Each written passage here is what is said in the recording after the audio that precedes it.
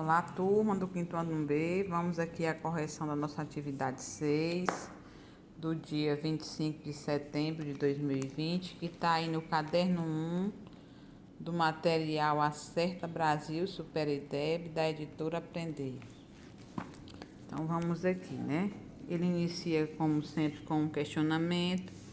Se esse questionamento a gente tivesse em sala, a gente faria uma roda de conversa, né? Você sabe o que é bolha?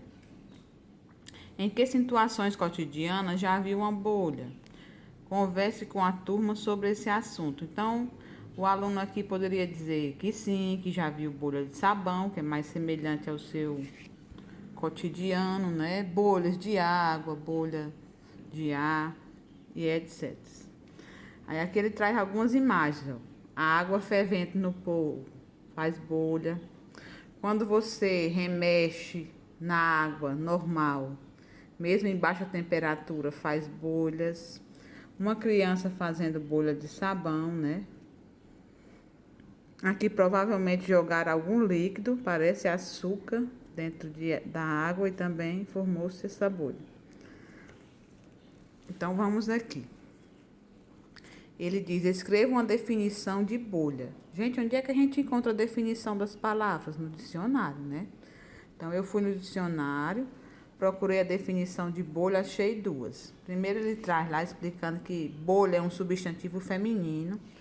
A primeira definição de bolha: bola ou globo cheio de gás, ar ou vapor que se forma em alguma substância líquida ou pastosa.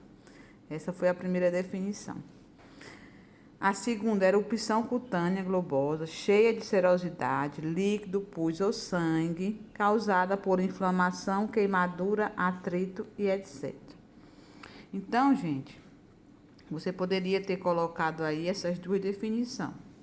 Foi as que eu encontrei, espero que vocês tenham encontrado também. Se eu não encontrei, vá no dicionário, vá no Google que ele lhe dá.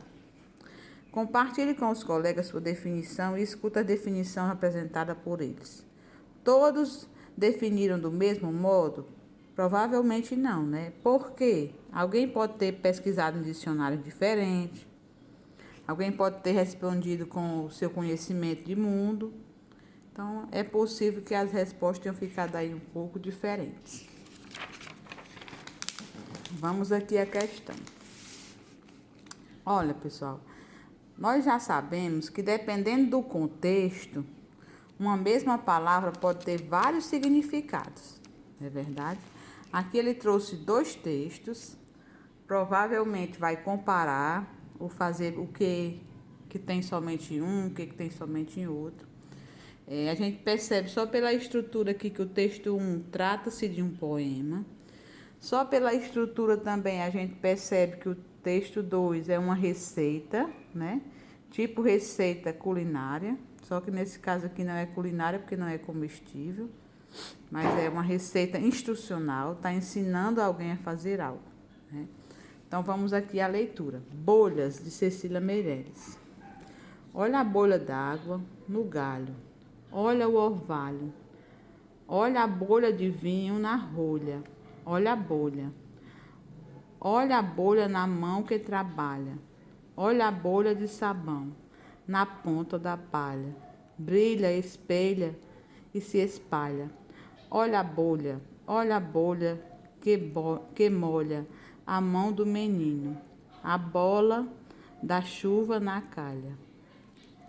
Esse foi o texto Bolhas, de Cecília Meirelles. A gente percebe que se trata de um poema, até pela estrutura, pela questão das rimas, né? E dos versos. Vamos ao texto 2. Receita de bolha de sabão. Ingredientes: um canudinho, um copo com água, 5 colheres com detergente, 2 colheres com xarope de milho. Modo de preparo: misture bem o detergente, a água e o xarope de milho em um copo grande. Molhe o canudinho nessa mistura e sopre-o. Então, aqui ele vem agora as questões. Questão 1. Os dois textos falam de bolhas, mas apenas o primeiro texto se refere a... Então, nós vamos resolver primeiro interrogando o texto, que aí fica bem mais fácil a gente entender a questão 1, certo? interrogando o texto. Leia atentamente os dois textos e sublinhe as palavras das opções da questão 1 que você encontra nos textos. Você encontrou todas as palavras nos dois textos? Quais palavras foram encontradas? Então, gente, essa dica que ela deu aqui de sublinhar as opções nos textos, eu achei bem interessante. Porque a gente percebe aqui, ó, no texto 1, tem água? Tem. Tem sabão? Tem. Tem palha? Tem. Tem detergente? Não. A palavra detergente não apareceu no texto 1. Vamos ao texto 2. Ó, tem água? Tem. Tem detergente? Tem. Tem sabão? Se você olhar só no texto, você não vê sabão. Mas, ó, lá no título, tem sabão sim. Entendeu? Então, só a única palavra das opções que ela deu, que não tem no texto 1, ó, é detergente. Mas ele não está perguntando qual é a palavra que só tem no texto 1. É isso que ele quer saber, ó. Os dois textos falam de bolhas, ok, falam, mas apenas o primeiro texto se refere a, ó. Então, a gente percebe que no texto 1, você só não encontrou a palavra detergente das opções e que no texto 2, você só não encontrou a palavra palha. Então, qual foi das opções aqui que só apareceu no texto 1? Palha, certo? Aí aqui ele perguntou, quais foram as palavras encontradas em cada texto? Então, no texto 1 eu encontrei água, das opções que ela deu. Eu encontrei sabão e encontrei palha. Já no texto 2 eu encontrei água também, sabão também e detergente. Como ele quer saber aqui na questão 1, qual dessas palavras que ela deu que só aparece no texto 1, que é o primeiro texto,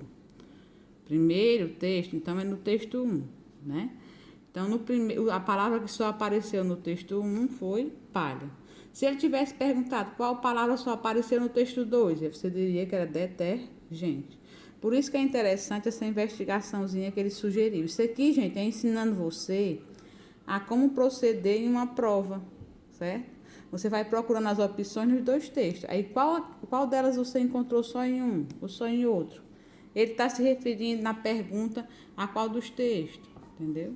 Isso aqui é ensinando você a como proceder em um espaço da vida, quem sabe até no futuro Enem. Vamos à questão 2. Para que serve o texto 2? Então, como eu disse a vocês, esse texto 2, ele é instrucional. Ele serve para ensinar a fazer algo, certo? Então, o texto 2 é um texto instrucional que ensina a fazer algo, né? Vamos aqui ao comentário, interrogando o texto. Leia o texto 2. Qual é o título? Receita de bolha de sabão. Como é a estrutura dele? Em quantas partes e em quais partes é dividido? Então, ele é dividido em duas partes, né? Ingredientes, a primeira, e modo de fazer, a segunda. Vamos adiante. Qual é o gênero desse texto? Receita. O que você aprendeu com a leitura do texto? Então, provavelmente você aprendeu com a receita a fazer a bolha de sabão, certo? O gênero textual dele é receita, ou seja, ensina como fazer bolha de sabão. Questão 3. A expressão a bolha na mão que trabalha, no texto 1, significa que a bolha de sabão caiu na mão de um trabalhador? Não, né, gente? O trabalhador fica com calos na mão? Sim. Quem trabalha olha para a bolha de sabão? Não. Quem trabalha toma vinho? Pode até tomar, mas isso não vai gerar bolhas, né? Então, vou aqui interrogando o texto rapidinho para ver se fica tudo num vídeo. Ele diz assim, ó. Refletindo criticamente sobre o texto. Pense nos tipos de bolhas que podem existir e enumere algumas. Então, pode ter bolha de sabão, de água, de ar, nas mãos, que é os calos, ou nos pés, né? Também os calos. O que acontece com os pés de uma pessoa que usa sapato apertado ou frouxos durante muito tempo? Então, cria calos, né? Por que isso acontece? Então, eu não botei aqui, mas você pode complementar. Por causa do atrito. O atrito no pé ou na mão é o que gera calos. Aí aqui ele pergunta, em que outras partes do corpo isso pode acontecer além do pé? Geralmente nas mãos. Por quê? Por conta do atrito ao realizar alguma ação em comum à nossa rotina. Por exemplo, se você pegar uma pessoa que nunca varreu a casa e der uma vassoura para ela varrer, ela vai terminar com a mão cheia de calo. Se for uma pessoa que já faz isso todo dia, já é da rotina dela, ela não vai mais criar calo. Tá? Então, essa bolha na mão ou no pé dá por conta desse atrito, tá bom? Essa foi a correção da atividade 6 da editora Aprender. Um abraço.